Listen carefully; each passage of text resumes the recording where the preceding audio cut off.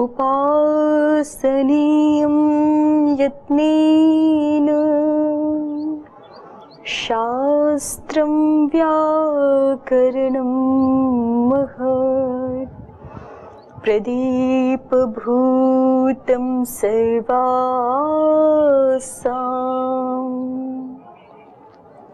विद्यानां यदवस्थितम् इदं माद्यपदस्थानम्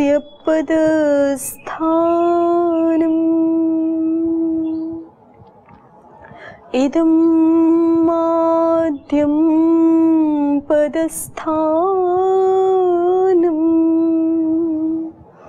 सिद्धिसोपानपर्वणाम्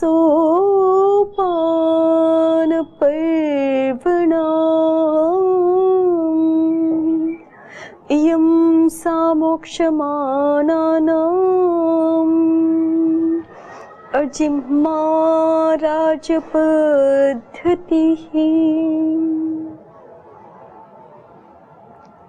रूपान्तरेण ते देवाः विचरन्ति महीतले ये व्याकरणसंस्कार पवित्रितमुखानराः पवित्रितमुखानराः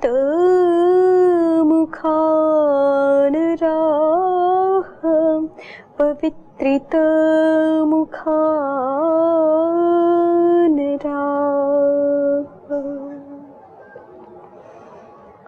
ओ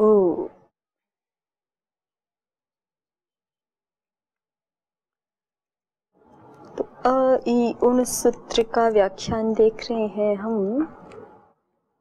इसमें समाधाता ने एक सिद्धांत प्रस्तुत किया है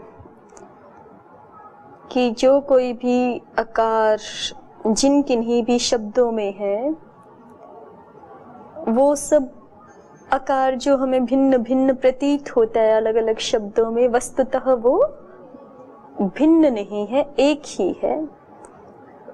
और जब एक ही है तो आप जो समस्या दिखा रहे थे कि हम अनुवृत्ति निर्देशों में, अस्य चौ इत्यादि निर्देशों में आकार के अणतु को नहीं पहचान पाएंगे, वो समस्या, वो दोष नहीं रहेगा, है ना, क्योंकि सारा अवर्ण एक ही है। तो अयुण का अ यदि अण है तो जो कोई भी प्रयुक्त हो रहा है अस्य चौ आदि में भी, यस्येति चौ इत्यादि सूत्रों में भी, वो भी अवर्ण अण है। ठीक है, एक ये बात हो गई।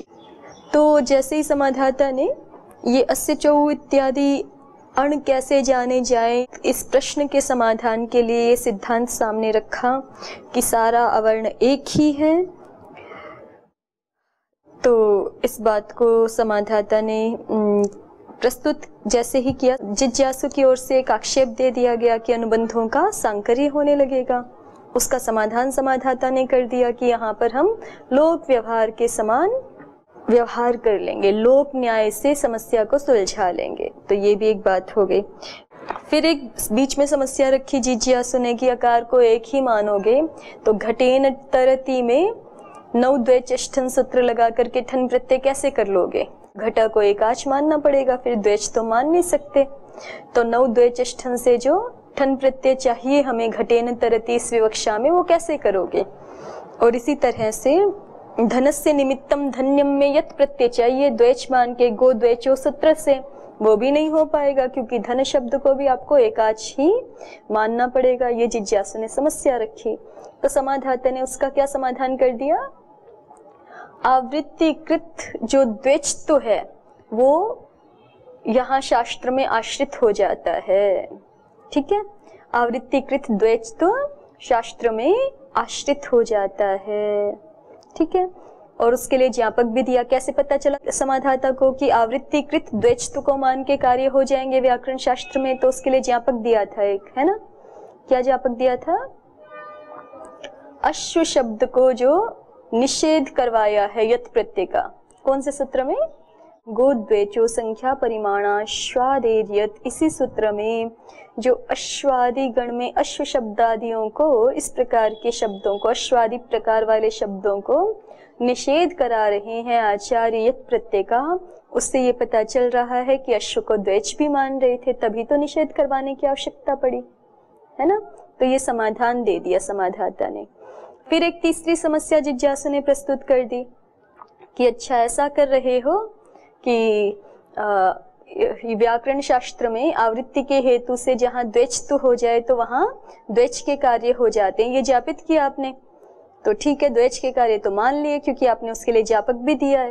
हाँ, ज्ञापक माने आचार्य का संकेत एक तरह से, तो आचार्य का संकेत तो स्वीकार करना पड़ेगा। लेकिन फिर भी जो आपने अभी ज्ञापक दिया है उससे हमें ये तो पता नहीं चला कि जैसे घट आदि शब्द हैं या जो हमारा धन शब्द था उसका द्वेष तो मान लिया, आवृत्ति के हेतु से द्वेष तो जो बन रहा है वो तो मान लिया, लेकिन उसका एकाच तो नहीं माना जाएगा, ये तो पता नहीं चला, नहीं पता चला ना। द्वेष तो मान लिया ये तो ठीक है, लेकिन उसका अब एकाच तो नहीं माना जा सकेगा केवल उसको, क्योंकि मुख्य तो उसका एकाच तो है आपके सिद्धांत के अनुसार। जिज्ञासु कह रहा है भाई आप अवर्ण को एक ही मान रहे हैं, तो सिद्धांत के अनुसार तो घट शब्द, धन शब्द ये कैसे हैं, या किरी शब्द ये कैसे हैं, एकाच हैं मुख्य सिद्धांत के अनुसार, तो मुख्यता से तो वो तो आपने द्वेष तो जो है वो आवृत्ति के हेतु से मान लिया, और उसमें हमें आचार्य का संकेत भी प्राप्त हो गया कि आचार्य ऐसा चाहते हैं तो इसलिए मान लिया। लेकिन इसका मतलब ये तो नहीं है कि घटा आदि का एकाच तो नहीं माना जाएगा, एकाच तो माना जाएगा, और एकाच तो यदि मान लिया गया तो किरीणा में क्या हो जाएगा, सावेकाच तृतीय आदि विभक्ति की प्राप्ति हो जाएगी, क्योंकि किरी शब्द सु में एकाच है, उससे उत्तर अब जो टा विभक्ति है उसका उदात्त तत्व प्राप्त होने लगेगा। तो समाधाता ने बताया कि नहीं, आवृत्तिकृत द्वेष व्यपदेश है वो एकाज व्यपदेश को हटा देता है। ठीक है, अब यहाँ ये समाधाता ने केवल समाधान के रूप में बात कह दी है, इसके लिए ज्ञापक नहीं दिया, लेकिन आगे अब महाभाष्य की टीकाओं में इसके लिए भी हेतु दिया गया कि ऐसा कैसे होता है। वैसे सीधे सीधे समझना चाहें तो लोक न्याय देख सकते हैं, प्राय करके वही देंगे, और भी समाधान हो सकते हैं। जैसे कि लोक में ऐसे देखा जाता है कि जो अग्रिम अग्रिम संख्या होती है, जैसे हमें कोई 3 वस्तुएं गिननी है, तो अब ये जो वहां पे गिनती तो 1 से ही शुरू हो रही है ना, 1 संख्या भी है, 2 संख्या भी है, 3 संख्या भी। अब कोई कहे कि ये 3 है तो 2 भी तो है ही ना, इसका मतलब 1 भी तो है ही ना, तो हम इसको 2 कहेंगे या 1 कहेंगे, ऐसा नहीं होता ना। अग्रिम वाली संख्या से पीछे पीछे वाली संख्या निवृत्त हो जाती है, जैसे वहां होता है ना लोक में। हाँ, किसी के 3 पुत्र हैं तो 2 भी हैं ही ना, 1 भी है ही। लेकिन वहां पे वो यूं नहीं कहेगा अब कि मेरे 1 पुत्र है कि 2 हैं, अब क्या होगा 3 है, इसी से व्यवहार होगा। तो ऐसे ही ये जो आवृत्तिकृत द्वैत्व प्राप्त हो गया है ना, इसके कारण से पूर्व वाली जो एकाच ये जो व्यवहार था या पूर्व वाली जो एक संख्या थी वो निवृत्त हो जाएगी, ऐसा समाधाता ने समाधान कर दिया। फिर अभी जिज्ञासु को और शंका है इस विषय में, तो जिज्ञासु ने और चतुर्थ शंका उपस्थित करते हुए ये कह दिया है कि देखो, अगर आप अवर्ण आदियों को एक एक ही मानोगे ना, तो एक को तो एक समय में फिर एक ही व्यक्ति उच्चारण कर सकेगा, ये समस्या दी। एक यदि अवर्ण है तो उसको एक समय में बहुत सारे लोग कैसे उच्चारण करते हैं। आप जो बात कह रहे हैं आपके सिद्धांत के विपरीत लोक व्यवहार देखने को मिलता है दुनिया में। तो अभी मतलब धरती पर ही अभी 8 अरब मनुष्य हैं, और भी कितनी सारी पृथ्वियां हैं, कितनी सारी आकाश गंगाएं हैं, तो वहां भी कितने कितने सारे लोग होंगे। तो अनंतों की संख्या में एक तरह से जो है वो आकार का उच्चारण होता होगा एक ही काल में। केवल पृथ्वी पर भी देख लें तो जो है वो करोड़ों लोग तो एक साथ आकार का उच्चारण करते ही होंगे। तो वो कैसे संभव हो जाएगा यदि अवर्ण एक ही है तो। जिज्ञासु अपनी बात में उदाहरण ऐसे देगा कि जैसे ये माइक आपके पास रखा है तो ये एक है, तो एक समय में एक ही व्यक्ति प्रयोग कर सकता है इसका। आप बोल रहे हैं इसमें तो दूसरा व्यक्ति नहीं बोल रहा ना फिर उस समय। तो ऐसे ही आकार को यदि एक ही मान रहे हैं तो एक समय में एक ही व्यक्ति उच्चारण करेगा, बहुत सारे लोग कैसे उसका प्रयोग कर पाएंगे, ये समस्या आ जाएगी, जबकि बहुत सारे प्रयोग करते हुए दिखाई पड़ते हैं, है ना। तो जो हमारी प्रतीति है, जो हमारा अनुभव है लोक व्यवहार का, उससे विपरीत जा रहा है आपका सिद्धांत, ऐसे जिज्ञासु ने प्रश्न कर दिया, दोष दे दिया। तो उसका समाधान समाधाता ने किया कि देखो संसार में बहुत प्रकार की वस्तुएं हैं, तो जैसे घट का ही उदाहरण ले ले और उसका बहुत प्रकार का प्रयोग होता है। अब कहें कि घड़े से जल लेकर के आना है, उसको अपने घर में प्रयोग करना है, तो चलो वो तो कोई एक ही व्यक्ति एक बार में जल लेकर के आ सकता है, या उसको भी कह सकते हैं कि नहीं ज्यादा बड़ा हो तो 2-3-4 लोग मिलकर के इकट्ठे होकर के लेके आएंगे, वो एक अलग बात होगी। मान लो एक व्यक्ति एक घड़ा ले आता है, लेकिन उसको देख तो बहुत सारे हजारों लोग एक साथ देख सकते हैं, उसको 100-50 लोग एक साथ स्पर्श भी कर सकते हैं, 100-50 भी नहीं तो ज्यादा भीड़ हो जाएगी, मान लो 10-20 लोग तो एक साथ स्पर्श कर ही सकते हैं ना, तो बहुत सारे लोग व्यवहार कर सकते हैं। यही उदाहरण समाधाता ने दे दिया है कि जो आप लोग व्यवहार की बात कर रहे हैं उसमें सारी वस्तुएं ऐसी थोड़ी होती हैं कि एक बार में एक ही व्यक्ति प्रयोग कर सकता है। एक ही बार में एक ही, जैसे आजकल स्क्रीन लगा देते हैं बड़े बड़े, तो हजारों लोग देखते हैं एक साथ, और ये ध्वनि ग्रह आदि लगा देते हैं तो हजारों लोग सुनते हैं एक साथ। दर्शन स्पर्शनादिवद उपपत्ते है, दर्शन स्पर्शन आदि के समान एक ही आकार का बहुत लोगों के द्वारा उच्चारण एक ही काल में संभव हो जाएगा। तो ये भी हो गया। अब जिज्ञासु एक और प्रश्न करता है। अब वो प्रश्न जो है जिज्ञासु इस रूप में कर रहा है कि चलो ठीक है, आपका जो सिद्धांत है कि आकार एक ही माना जाए, अवर्ण एक ही माना जाए, इसमें हम कोई दोष नहीं दिखा पा रहे कोई, लेकिन फिर भी एक और तर्क हमारे मन में आ रहा है, एक युक्ति हमारे मन में आ रही है, जिससे हमें ऐसे लग रहा है कि अवर्ण एक नहीं होना चाहिए, बहुत सारे होने चाहिए। क्या युक्ति है?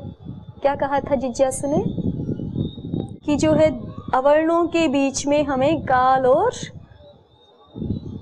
का व्यवधान और वर्णों का या शब्दों का व्यवधान दिखाई पड़ता है, और कोई भी वस्तु जो एक होती है, एक, उसमें काल का व्यवधान नहीं हो सकता।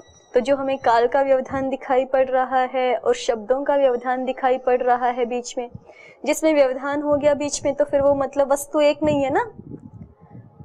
ये जिज्ञासु ने युक्ति प्रस्तुत की कि देखो आकारों के बीच में काल का व्यवधान और शब्द का व्यवधान अर्थात वर्णों का व्यवधान, ये तो आपको भी स्वीकार्य है। जिज्ञासु कह रहा है कि दो आकारों के बीच में काल का व्यवधान अथवा वर्णों का व्यवधान, ये तो आप भी मानोगे, और जब ये अगर आप मानते हो तो फिर ये तो सीधी सीधी समझ में आने वाली बात है कि अगर किसी वस्तु में बीच में काल का व्यवधान आ गया, देश काल का व्यवधान आ गया और शब्दों का व्यवधान आ गया, तो फिर वो वस्तु तत्व एक नहीं है, वो भिन्न भिन्न ही होने चाहिए। तो इसलिए हम कह रहे हैं कि अवर्ण भिन्न भिन्न ही होने चाहिए, बहुत सारे होने चाहिए, एक ही अवर्ण नहीं माना जाना चाहिए। ये किसने बोला? जिज्ञासु ने ये युक्ति प्रस्तुत की है। तो समाधाता ने इसका उत्तर दे दिया। समाधाता ने उत्तर क्या दिया है कि देखो आप जो हमें कह रहे हैं ना कि काल व्यवहार के कारण वस्तु एक नहीं हो सकती या शब्द व्यवहार के कारण वस्तु एक नहीं हो सकती, वो तो आपकी बात ठीक है, बिल्कुल हम भी ऐसा ही मानते हैं कि अगर काल व्यवहार हो जाए तो वो वस्तु एक नहीं हो सकती, अलग अलग वस्तु तत्व होना चाहिए वहां पर। या शब्द व्यवहार हो जाए तो भी अलग अलग होना चाहिए। लेकिन जो आप कह रहे हैं कि इस काल व्यवहार के कारण और शब्द व्यवहार के कारण आकारों को अलग मान लिया जाए, ये आपकी बात ठीक नहीं है, क्योंकि जिनको आप आकार के रूप में देख रहे हैं वो आकार की उपलब्धि मात्र है, आकार नहीं है। आकार तो एक ही है। आकार की हमें किंचित काल के लिए उच्चारण ध्वनि के कारण से हमें किंचित काल के लिए हमारी उच्चारण ध्वनि अभिव्यंजक है।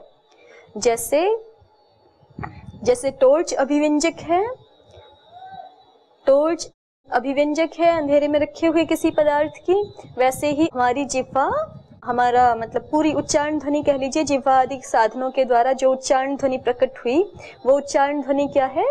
अभिव्यंजक है, नित्य आकार की। ठीक है, तो ये जो आप कह रहे हैं कि दंड के द में आकार सुनाई पड़ा और फिर ड में आकार सुनाई पड़ा और इनमें काल व्यवधान हो गया और शब्द व्यवधान हो गया, तो ये जो आकार सुनाई पड़ा ये नित्य आकार नहीं आपको सुनाई पड़ रहा कान से। नित्य आकार तो आपकी बुद्धि में प्रकाशित हो रहा है केवल स्फोट के रूप में। ठीक है, जो आपको सुनाई पड़ रहा है वो तो केवल अभिव्यंजक ध्वनि के कारण से उस जो नित्य आकार का एक अभिव्यक्त रूप, अभिव्यक्ति मात्र, कुछ देर के लिए जो उपलब्धि हुई है, अभिव्यक्ति हुई है, वही आपको द का आकार के रूप में सुनाई पड़ रही है या प्रतीत हो रही है। तो ये जो द का अ है या ड का अ है, ये नित्य आकार नहीं है, ये क्या है? आकार की उपलब्धि मात्र है। तो आकार की उपलब्धि तो भिन्न भिन्न मानने में हमें कोई समस्या नहीं है। ठीक है, तो आकार की उपलब्धि तो भिन्न भिन्न हो सकती है, आकार भिन्न भिन्न नहीं होगा। और जैसे आकार के बारे में बात की जा रही है वैसे सारे वर्णों के बारे में फिर समझना चाहिए। तो ये समाधाता ने यहाँ पे इतना समाधान दे दिया। देखिए इसको एक बार फिर से पंक्तियां देखते हैं। ननु यथा एकस्यापि घटादेः स्वव्यंजक प्रदीप सन्निधान असन्निधानाभ्याम उपलब्धि अनुपलब्धि। उदाहरण दिखा रहे हैं कि एक ही घड़ा है, वो अंधकार में रखा हुआ था, अब उसका व्यंजक प्रदीप हम ले आए, तो उस प्रदीप के सन्निधान और असन्निधान से, माने उसकी सन्निकटता और असन्निकटता के कारण से उस घड़े की हमें कभी तो उपलब्धि होती है और कभी अनुपलब्धि भी होती है।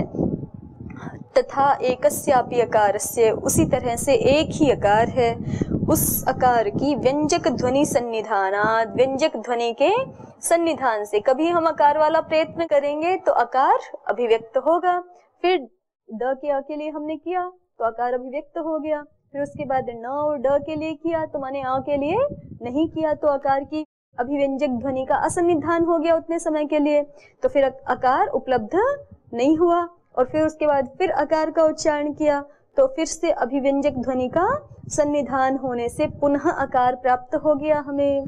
ठीक है, उसी बात को यहाँ लिख रहे हैं। तथा एकस्यापि आकारस्य, उसी प्रकार से एक आकार का ही व्यंजक ध्वनि सन्निधानात् प्रथमम उपलब्धस्य, व्यंजक ध्वनि के सन्निधान के कारण से जो हमें पूर्व काल में उपलब्ध हुआ था, मध्य च तद असन्निधानात् अनुपलब्धस्य, और मध्य में फिर उस आकार की अभिव्यंजक ध्वनि का असन्निधान हो जाने से अनुपलब्ध हो गया वो आकार। पश्चात तत्सन्निधानाद उपलब्धि, उसकी फिर से बाद में आकार की अभिव्यंजक ध्वनि के सन्निधान के कारण से उपलब्धि हो जाती है। ये दंड के उदाहरण में बता रहे हैं।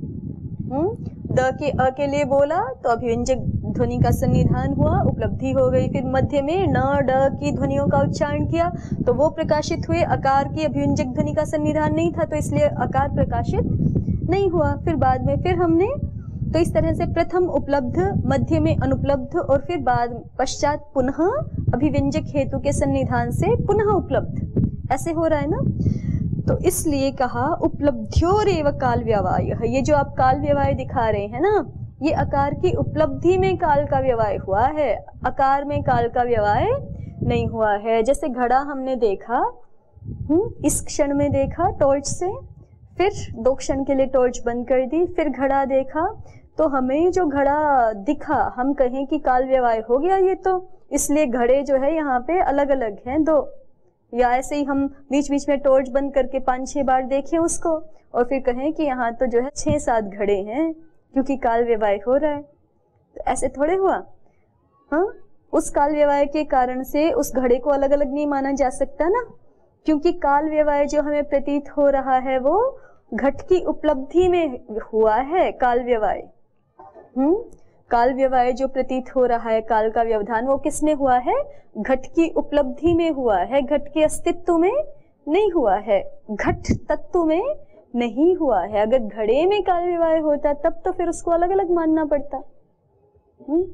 घड़े में काल व्यवाय कैसे कि जैसे एक कोई घड़ा आज बना है या कोई कल बना है, या आज वाला घड़ा फूट गया और कल जो है वो दूसरा, ऐसे माने तो काल व्यवहार अलग हो सकता है, फिर उसके कारण से जो है वस्तु भेद माना जा सकता है। लेकिन अगर उपलब्धि मात्र में काल का व्यवहार है तो उसके आधार पे हम वस्तु तत्व को अलग अलग हैं ऐसा नहीं कह सकते। तो इसी तरह से आकारों की उपलब्धि में हमें काल व्यवहार प्रतीत हुआ है, काल व्यवहार मिला है। आप हेतु युक्ति यही तो दे रहे थे ना, समाधाता जिज्ञासु को कह रहा है कि काल व्यवहार के कारण से आप आकारों को भिन्न मानना चाह रहे थे, लेकिन काल व्यवहार तो आकारों में हुआ ही नहीं। काल व्यवहार किन में हुआ है? जैसे वहां काल व्यवहार घट की उपलब्धि में हुआ है, घट में नहीं हुआ काल व्यवहार, ठीक है ना।